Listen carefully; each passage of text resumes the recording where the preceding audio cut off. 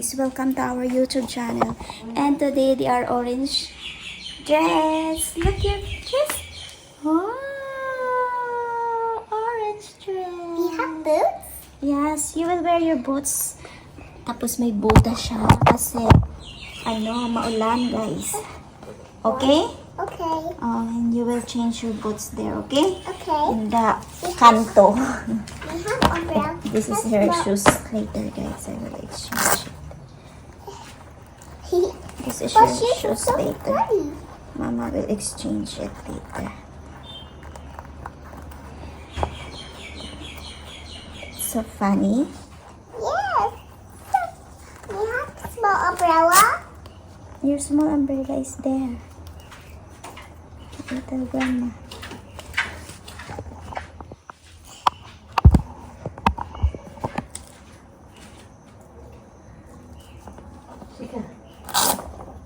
No, the small umbrella. Not the tall umbrella. The other one, the red one though. You use this. That's heavy pa for her. Very. It's very. Mommy also I became like. heavy. I like this.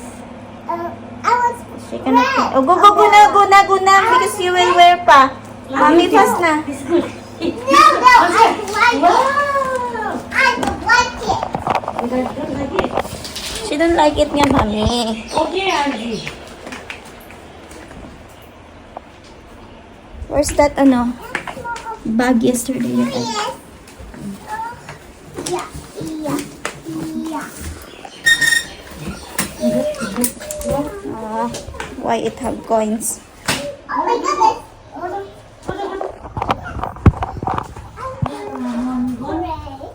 You change one. I don't know. Who's putting change there?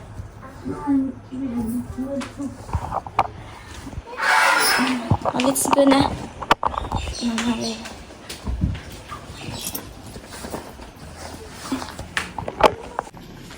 Hi! You are walking today in the rainy. Come back. Which one? What are you finding, Mommy? Or didn't take out those? I will go wash. I think I'll go wash. Which one? This one? Go. I will wash. Okay, go. Oh, let's go na, anak. Go na. It's late na. So this is your shoes. Mama will take them. What's in my shoes?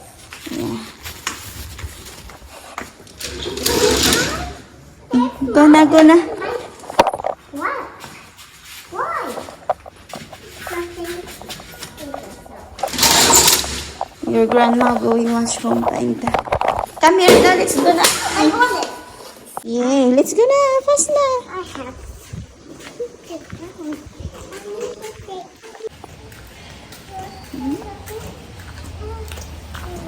Yeah? Walk properly.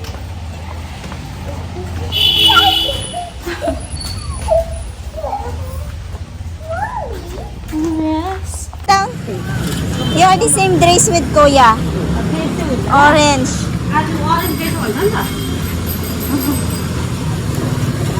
Orange is not good. Kain na ba ko? Last online na dinuwa. Mga langga, so susundo na naman tayo sa ating estudyante.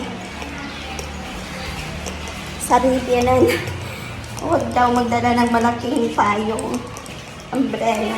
Sabi ko para isang umbrella lang yung magagamit namin ni Daddy. Kasi si Daddy pupunta din siya yung magbubuhat kay anak. Kaya sabi ko itong malaki na yung dalhin na taka na ako sa harap. Ayan o, nandito na yung baka sa loob ng aming gate. Wala siguro yung guard ngayon. Sarado ang kanilang bahay. So walang ulan. Huwag tayo magpayong. Bitbitin ko na lang to. So hindi siya masyadong mainit kasi kaninang umaga umulan nung umalis kami. Kaya ayan guys. So ang dami nating nilagay na sunscreen mula mukha hanggang paa. Sunscreen. Dahil kapag hindi ako naglagay ng sunscreen guys, nako, uubusin na naman ng pimples yung aking. Kaya pala brown out. Kasi ito, dahil dito. So kapag hindi ako naglagay ng sunscreen, uubusin ng pimples ang aking mukha. O diba, laki ng payong ko. Safe na safe. So, nauna na ako kay daddy. O, uminit na naman siya. Ay, nako. Nauna na ako kay daddy kasi nga, kakastart lang ng tracker, ng GPS tracker. So, minsan hindi gumagana, minsan gumagana. Kaya, yan. Tina-track ko na lang kapag alis. Tapos, binabantayan ko kung tapos na ba yung oras ng klase. Kasi meron naman, time. Pero minsan, ang aga nila, ang aga sila pinapauwi. Ang init na naman, guys. Grabe. So, dito na ako malapit. Tatawid na lang ako. At mag-aantay sa may inaantayan kong waiting shed. Ang bibilis ng mga ang bibilis ng mga motorista dahil mainit. Kahit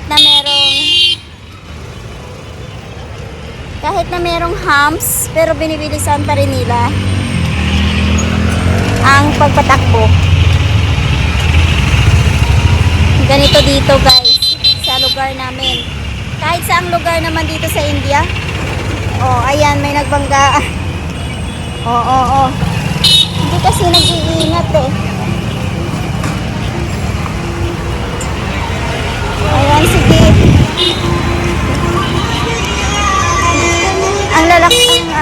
Lalakas kasi ang bibilis kasi magpapatakbo. Kaya ayan, tuloy. So, dito ako nag-aantay lagi guys. Alam niyo na yung place ko. Ito, pharmacy. Kasi meron silang magandang waiting shade na walang init. Yun. Si mami yung nagsundo. Saan siya pupunta? Pupunta siguro to sa Mananahi. Ayun siya. Ayun siya, naka-orange. Tinernokan niya yung kanyang akbo kanina ng orange. Sa Mananahi siya pupunta. Ayun siya. Daming dumadaan sa sasakyan. Ayun siya. Ayun si Dianan. Because our pillow cover case in the living room is damaged. I don't know what happened. So, she went there. Tayo niyan. Diba guys? Nung hindi ako gumagamit ng sunscreen, kasi gumagamit lang talaga ako ng moisturizer ever since. Nung hindi ako gumagamit ng sunscreen, nung nandito na ako, tapos lagi akong lumalabas, pumupunta sa school, wala, dumadami yung pimples ko lagi. Pero ngayon, nung nag-start na ako na nanood talaga ako, meron akong pinanood na isang Pinoy na vlogger sa YouTube.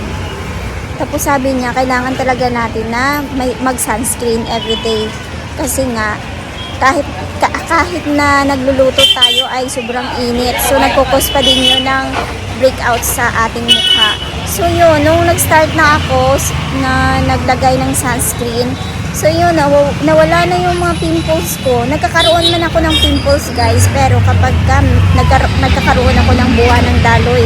So, ngayon, wala na akong pimples, pero meron naman ako yung mga itim-itim sa mukha. So, yung tawag yun, melasma ata yan. So, kailangan ko talaga na mag-rejuvenate. Yung mga pampakinis ba, yung tinatanggal yung skin, yung nagbabakbak yung skin, tawag nun. So, magpapabili ako sa asawa ko. Pero gamitin ko lang yun kapag winter. Para hindi siya, masakit. Kasi kapag summer ko gagamitin, ako, lalong masisira yung skin. Yung rejuvenating set na lagi kong ginagamit dati na pampakinis ng mukha. Kasi yun nagpipeel yung skin eh. Yung mga old skin, so nagpipeel siya. Kaya, kikinis talaga yung mukha. Kaya magpapabili ako nun. What happened, Mommy? Why you're here? I already saw you there. Yeah. What that person and that? Nandito na siya. Yeah, I saw you there and I do video with you.